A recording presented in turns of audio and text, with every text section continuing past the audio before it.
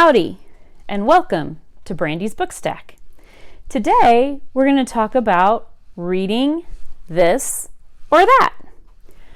And what I mean by that is several book and reading related questions that have a this or that component. So first, we'll talk paper versus ebooks. This is a bit of a Sophie's choice to me because I think both really have their merits. I think that if I had to make that Sophie's choice, I would probably choose paper. I think that paper has a tactile element to it that I just really like, the sensory feeling of holding a book in my hand.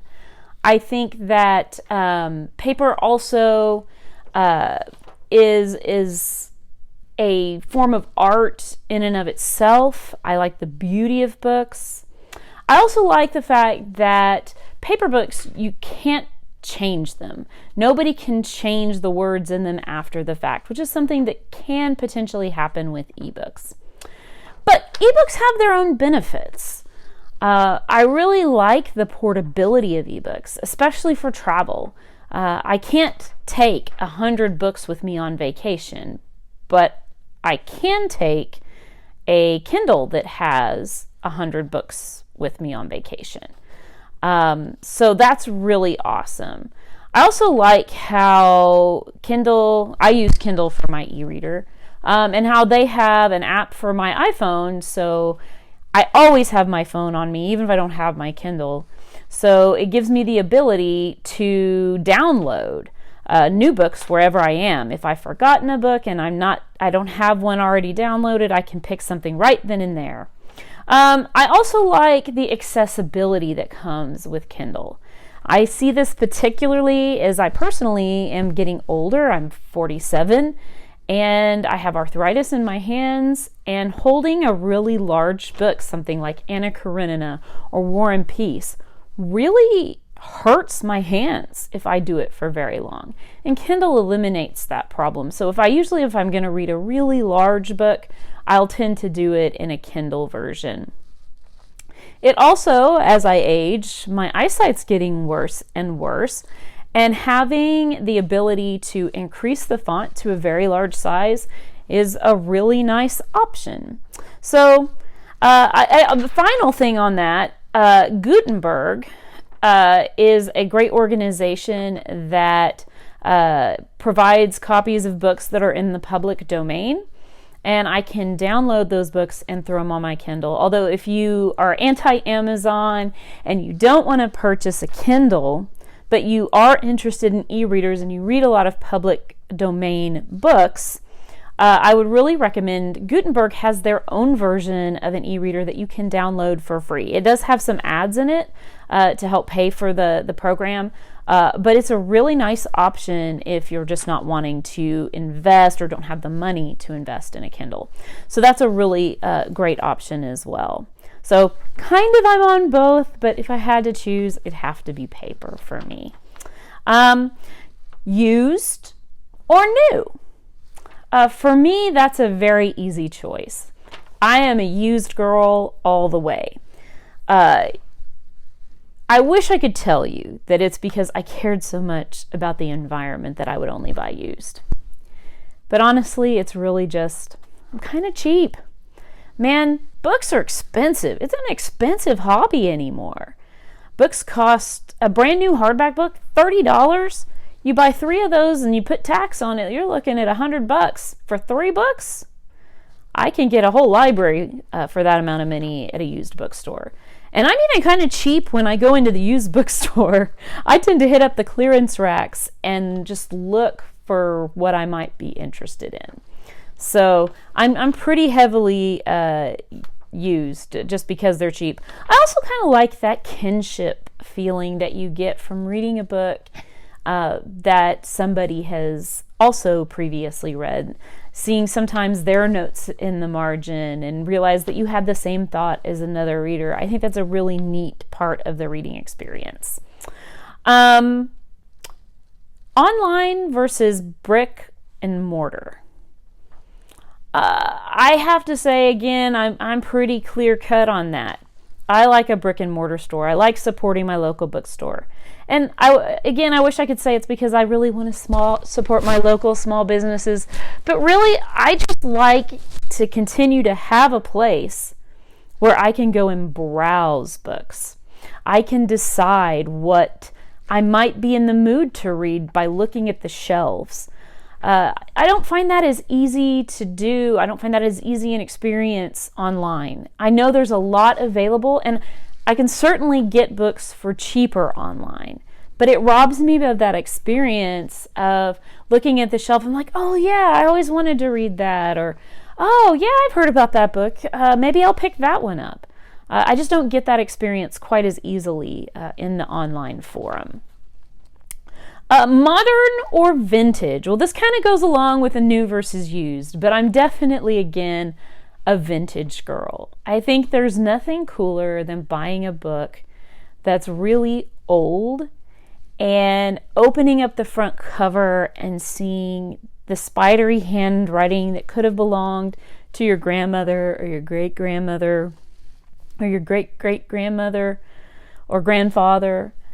And I think you just can't replace that experience. Now, a lot of times when you get into very old books, they do become pretty expensive. But I found it's not as inexpensive as a hobby as you might think. I found some really old books for, well under $100. I typically don't buy books, if they're more than $25, unless they were something just really special. And as I talked about earlier, a lot of new hardbacks are running $30, so it's not really any more expensive to buy a truly vintage copy than it is to purchase something that's pretty old. Let's see. Reading prestige copies or leaving them on the shelf. I'm a big fan of if you have a book, you should read it. Books are for reading, and I believe they're for beauty as well. But I just think it's kind of crazy to have a trophy book on a shelf that you never read. Now, if you like to do that, that's fine. We all get to do our own thing. But for me, I really feel like books are made for reading. All right, hardback or paperback? Again, I'm pretty firm in the paperback camp. When I'm reading a book, I like paperbacks for the reading experience. Nothing beats a floppy, oversized paperback. And as an example, I've got Sir Walter Scott's Rob Roy in The Little Black Dress of Books, the penguin black spine. And lovely, floppy book, easy to turn pages, easy to hold in your hand. These just make the reading experience really pleasurable. I don't really even have too big a problem with the good old mass market paperback. I like a mass market paperback. They're small and they're easy to bring with you, fit into your bag if you're going to work, so you can read it on your lunch break. I really like vintage paperbacks, and they used to be really cheap. They're starting to become as valued as some of the vintage hardbacks. But like this version of Agatha Christie's Murder on the Links that I have, really beautiful vintage paperback with the lovely sprayed edges, and this book. Oh, it smells so good. It just smells like used bookstore. It just makes me feel like I'm home when I read it. So I love these as well. And they're also, these small books, really good to fit into a book bag or a briefcase so that you can read it on your lunch break or something like that about it. But I do occasionally buy hardbacks. I have a lot of hardbacks on the shelves behind me. But generally, I only do that in certain circumstances. First, is it just a beautiful book? An example I got for that is this beautiful version I picked up of Henry James' Portrait of a Lady. And I just think this is so beautiful. I like the gold kind of filigree on the sides and the front and back covers. The edges are this nice gold. The end papers are this kind of beautiful sateen in papers. It's just a beautifully made book. The book is an object of art in and of itself. I'll do that sometime. And this one, I think I paid $15 for it, which seems, I kind of felt like that was highway robbery, but I won't tell them if you won't. This is another one I got for really cheap. It was in a slipcase, but this beautiful copy of Tess of the D'Urbervilles by Thomas Hardy. The beautiful cloth-bound book. Really nice, creamy pages. That's worth buying. And this one, this was part of a book club, I think, called the Heritage Club, and it had this little insert in it. Fell out. But this book was really beautiful, and I paid $10 for this. Slipcase and everything, which, the slipcase is nothing really spectacular, but the book inside is really, really beautiful. So I couldn't say no to that. I'll also pick up a hardback if it's really cheap, if it's the only one available of that book, and it's a book I'm particularly looking for. Another reason will be if it's small. For example, these modern libraries. I've already talked on my channel about how I like these modern library editions. I just think they're really nice. They hold up real well. They fit nice in your hand. They're not like a lot of hardback books. As I said, I have arthritis in my hands, so holding really big, heavy books is just not a pleasurable experience for me. But these little ones don't bother me in that way. So they do make it a pleasurable experience. And their font isn't even that bad. It's small, but it's not super, super small. And then same reason, a fairly small sort of hardback. They're these kind of puffy feeling, I'm sure they're faux leather.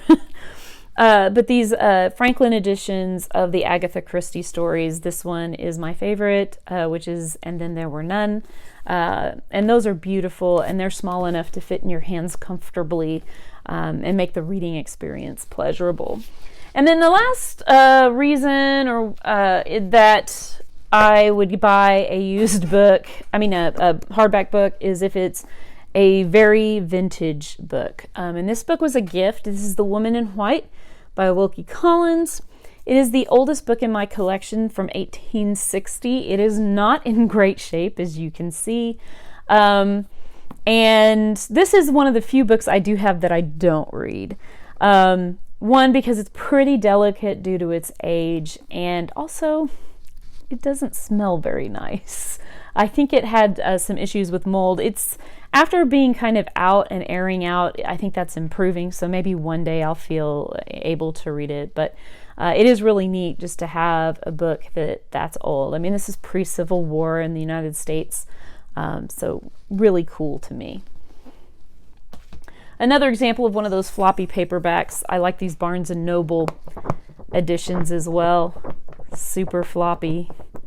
This is Leaves of Grass by Walt Whitman, a very, very large book, but it's actually still pretty comfortable to hold. And that's a real problem for me, so pretty good version of that. Oh, another reason I would take a hardback book is if it's a gift. And I do get a lot of gifts that would be new books that I wouldn't necessarily buy for myself. All right, next question is solo or buddy read. For me, I'm a lone wolf in this respect. Solo read all the way. I've tried doing some book clubs in the past, and I do like it when YouTubers do book clubs and kind of talk about the book on their channel so you can follow along with them. And I like that especially when they give you, some time, like a month in advance, to read the book, or even if you miss it, you can hold off on watching that particular video until you've actually finished reading the book. But book clubs where we meet in person, I always end up finding something else I would just rather read more at that time, or I'm a little slower than the rest of the book club, and then I don't get to it in the same time as everybody else. And then if I go, then I'm getting spoilers, or I just can't enjoy talking about the book, which is a pretty common problem. If you've ever been part of a book club, it's usually a hefty proportion of the members don't actually read the book. At least in my experience, that's been the case. But it kind of takes away from the enjoyment and the purpose of a book club if you don't actually get to read the books. So I tend to kind of read on my own and don't do too many book clubs for that reason. Although I do like the community aspect of it. Read or listen to a book. I will say I'm not a huge fan of audiobooks. I know lots of people really love them and get a lot of their reading done through audiobooks, and that's great. But for me, I just never feel like I get quite as much out of them as I do when I'm reading a paper book. Just a paper book allows me to go back and reread a paragraph if I was kind of dozing off in the middle of it. Sometimes if I'm listening to an audiobook, I will full fall asleep, and then I have a hard time finding my place again, where I don't have as hard a time doing that with a book. And I feel like it's more, audiobooks are more performative and less like a reading experience. So for that reason, I really prefer to actually read a physical or ebook version versus listening to it.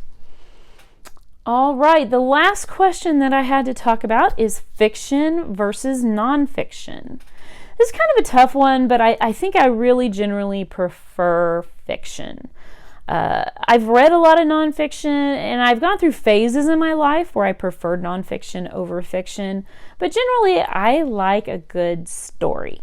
I like to be entertained with a book. That's what I feel books are for in my case. They can be educational and be enriching, but for me, really the main purpose I turn to books for now later in my life is entertainment. So I tend to go for the fiction over the nonfiction, but still dip into it every now and then.